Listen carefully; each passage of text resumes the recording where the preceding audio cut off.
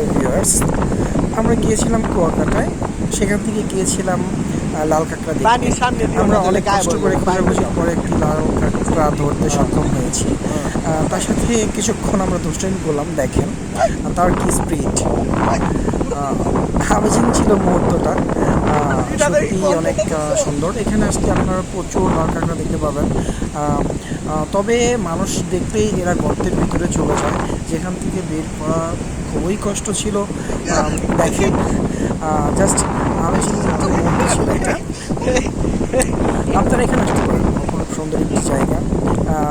আমরা আর আমার ফ্রেন্ড ফাহাদ দুইজনে ভালোই আমাদের কাছে কাঁকড়াটি আবার ধরা পড়ে গেছে, ছেড়ে দিয়েছিলাম, সে লাফাতে পারেনি আমাদের কাছ থেকে। আমরা এটাকে আবার ছাড়বো, তবে সে মনে হয় একটু ইনজুর্ড হয়েছে, যার কারণে হচ্ছে সে এখন আর আগের মতো স্পিডে দৌড়াতে পারছে না।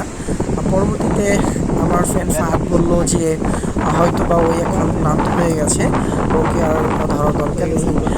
পরবর্তীতে আমরা ওকে ছেড়ে দিয়ে আমরা চলে গেলাম সকালে নাস্তা করতে।